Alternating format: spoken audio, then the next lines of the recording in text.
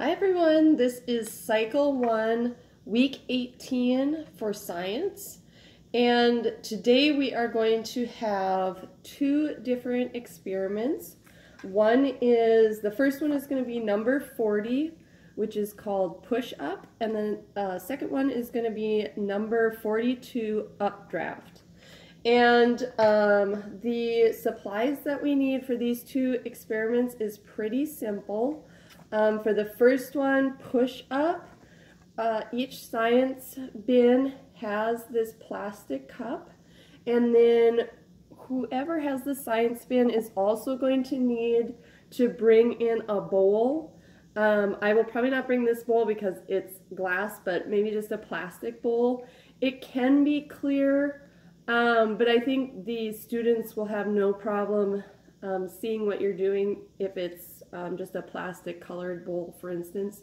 And then I think to fill it, we can just use the bathroom water. It doesn't have to be a certain kind of water. So you'll just want to make sure that morning to, if you're have the science bin, to grab a plastic bowl so that you can fill it with water. So those are our only really two items that we need for that experiment. And then for the second one, for the updraft experiment, you're going to need just a little bit more. Included in the science bin is you should have a couple spools of thread, one for each tutor. And you should also have several of these pages of these spirals. And this is going to take a little more prep. You can decide if you as the tutor want to prep this ahead of time. You will need to have these spirals cut out, one for each student, and then probably one for yourself as well. So you can do this ahead of time. I am probably going to do these ahead of time for my class. Or if science isn't till later in the day, you could possibly have your moms cut them out too, or maybe the week ahead have your moms cut them out. So that's just an FYI. There is a little prep for the second experiment. And then what you're going to be doing is you're going to be cutting them out.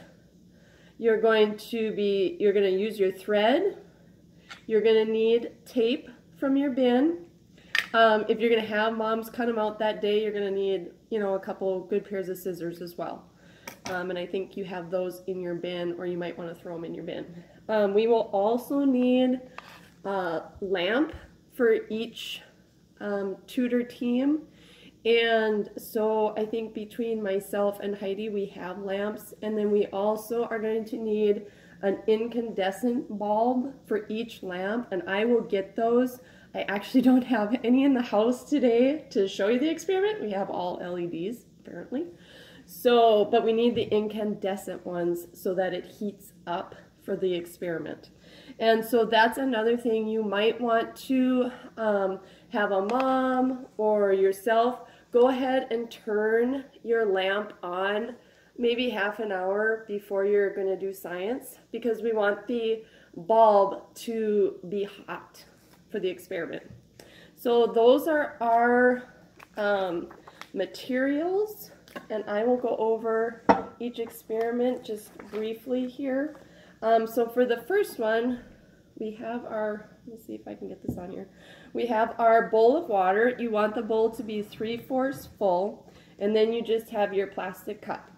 So we are going to be questioning, some of our questions are going to be, can you see air? So let the students discuss that. Can you feel air? Can you taste, touch, or smell air? Not really to any of those.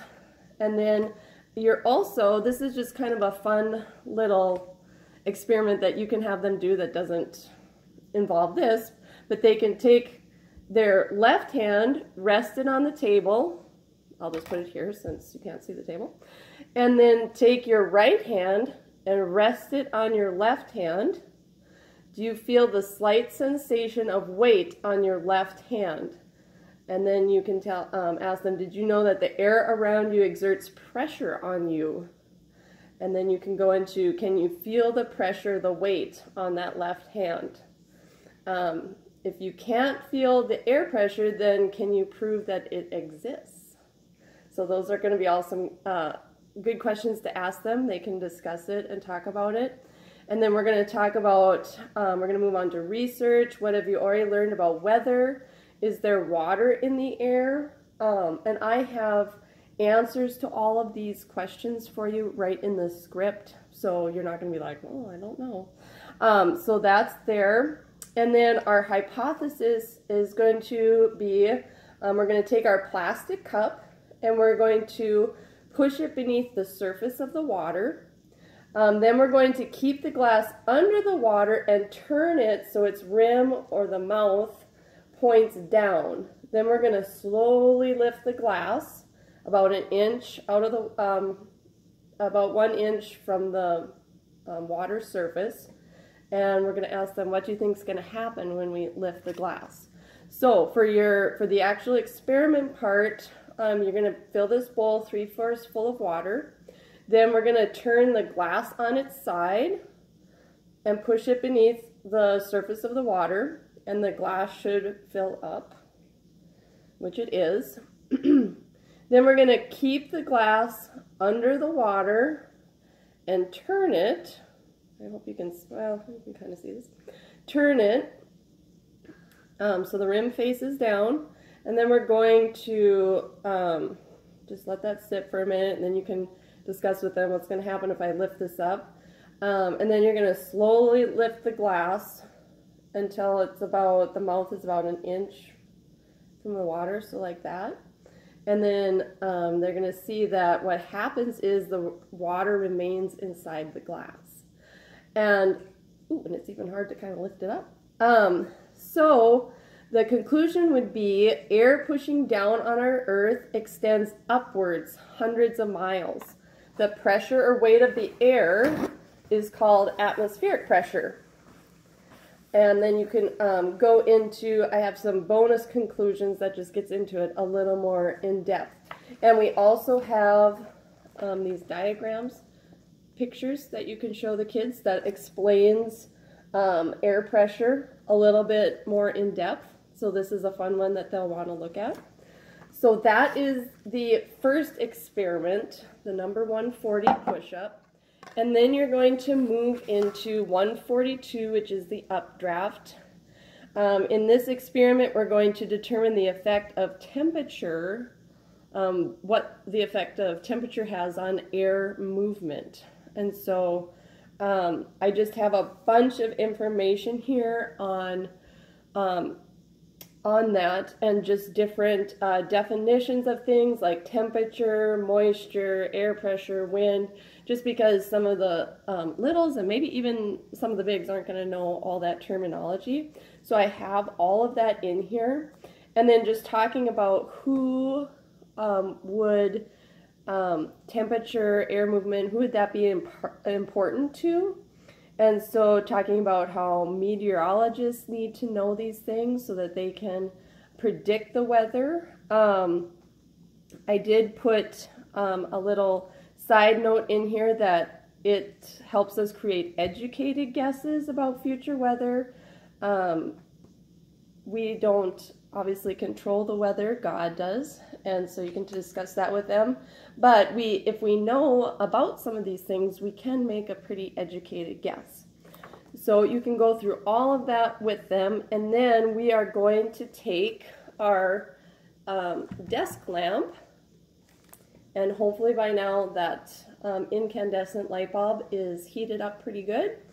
And then each student is going to get one of these paper spirals, and you are going to want to cut, and these directions are in here, but you're going to want to cut about a 6-inch piece of your thread off, and you're going to tape it to the center of your spiral. And so each student is going to get one of these so they can all try this out. So for the experiment, we have our paper spiral, thread, a desk lamp with a light bulb, and tape, scissors. And so you're going to have them hold this spiral above the light bulb, and make sure to mention to them They don't want to touch the light bulb because it will be hot, and they don't want to touch the paper spiral to the lamp either, or to the light bulb, because it could be hot enough to, I don't know if it would catch on fire or not, but anyway, they just don't want to touch it. So you're supposed to hold it, does it say in here? Yeah, 4 inches above the light bulb. So they're going to do that, and then hopefully, if it works, this paper spiral is supposed to start spinning as it heats up. So that will be really cool if it actually works. So then you can go through the conclusion. Why did the paper spiral start spinning? And it's because the energy from the light heats the air above it. And as the air molecules move faster and faster and farther apart as they absorb energy, the separation of the molecules makes the air lighter and it rises upward. Cooler air rushes in to take the place of the warmer rising air. And so you can obviously read all that to them as well.